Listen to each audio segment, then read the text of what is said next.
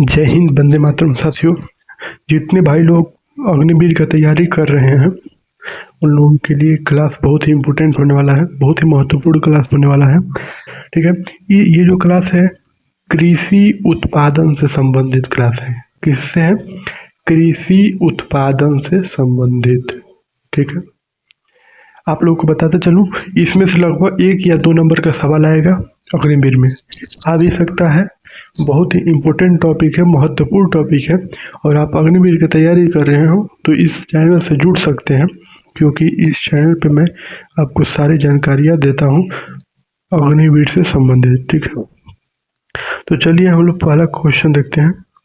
पहला क्वेश्चन है कि खरीफ, पहले इसमें बता दूं आपको कि मैं आप लोगों को डिटेल्स दूंगा, ठीक है, कि कौन सी फसल कब होती है, और लास्ट में आपका MCQ 10 MCQ बताऊंगा। ठीक है, आप लोग को बताना, आप लोग उसको टिक करिएगा। ठीक है, कि आपका कितना सही हुआ है। ठीक है, पहला देखिए क्लास में कि खरीफ की फसल कौन कौन सी है, तो ज्वार, बाजरा, मक्का, चावल और तिल, ये जो होती है खरीफ की फसल होती है। ठीक है, दूसरा है रबी की फसल कौन कौन सी होती है, तो गेहूं, चना, जौ, मटर, सरसों, आलू इत्यादि। ठीक है, ये जो है रबी की फसल होती है। क्वेश्चन नंबर तीसरा है कि जायद की फसल कौन कौन सी होती है।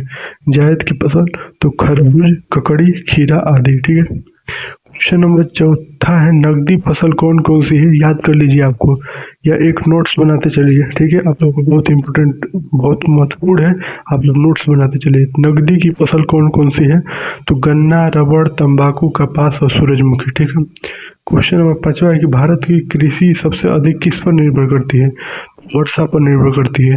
लेकिन आजकल तो जगह जगह पे टेबल वेबल लग चुका है। ठीक है, उतना कोई दिक्कत नहीं आता, लेकिन परीक्षा की दृष्टि से बता दो कि आप लोग वर्षा पर टिक करिएगा।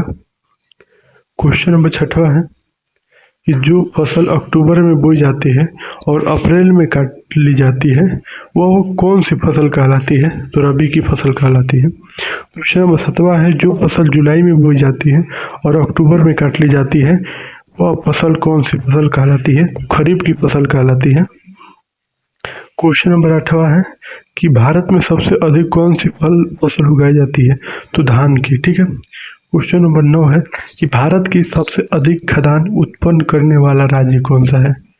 ठीक है, तो उत्तर प्रदेश है। ठीक है, क्वेश्चन नंबर 10 है कि हरित क्रांति का जनक किसे माना जाता है, तो डॉक्टर S स्वामीनाथन को हरित क्रांति का जनक माना जाता है। क्वेश्चन नंबर 11 है हरित क्रांति की शुरुआत कब से हुआ, तो हरित क्रांति की शुरुआत 1967 से 1968 तक हुआ। ठीक है, क्वेश्चन नंबर 12 है कि हरित क्रांति का प्रमुख उद्देश्य खाद्यान्न उत्पादन में प्रमुख उद्देश्य क्या था।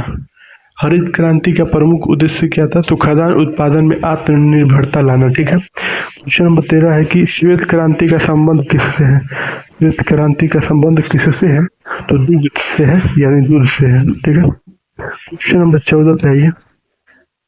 अभी मैं आपको क्वेश्चन भी बना के दूंगा MCQ का, उसमें आपको देखना है। ठीक है, क्वेश्चन नंबर 14 है कि नीली क्रांति का संबंध किस उद्योग से है, तो मत्स्य पालन से है।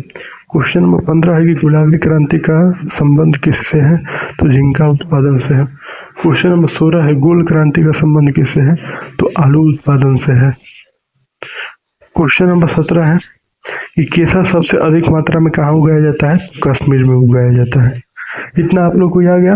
अब चलिए क्वेश्चन मैं दे रहा हूँ, आप लोग आंसर सजेस्ट करिएगा। ठीक है, और कमेंट बॉक्स में बताइएगा कि 10 में से आपका कितना सही हुआ है। श्वेत क्रांति का संबंध किससे है, श्वेत क्रांति का संबंध किससे है, तो है आपको अभी बताया हूँ, यहीं पे आप लोगों ने देखा होगा। श्वेत क्रांति का उत्पादन दुग्ध से है। ठीक है, तो ऐसे ही आपको इसमें क्या है कि आंसर देना होगा। ठीक है, कि श्वेत क्रांति का उत्पादन, तो ऑप्शन बी दुग्ध से। ठीक है, क्वेश्चन नंबर निम्न में से हरित क्रांति की शुरुआत कब हुई थी। हरित क्रांति की शुरुआत तो 1967 से 1968 तक ये सही होगा? नहीं। अभी इसका भी आंसर दिया है, ठीक है, इसका भी यहाँ पे 68 तक, ठीक है। ऐसे ही आप लोग कुछ तो यहाँ पे आप लोग को बता दिए हैं कि 1967 से 1968 तक, ठीक है, यही होगा, ठीक है, ना कि ये सब होगा, क्योंकि ये सब आपको भटकाने के लिए है, ठीक है। क्वेश्चन नंबर ये देखिए, तीसरा कि निम्न में से नकदी की फसल कौन है? तो नकदी की फसल, तो नकदी की फसल का भी यहाँ पे आपको बताए थे, ऊपर देखिए, नकदी का फसल, नकदी का फसल आपको गन्ना बताए थे, ठीक है, इसमें गन्ना, तो इसीलिए इसका राइट आंसर क्या होगा? गन्ना, ऑप्शन डी, ठीक है।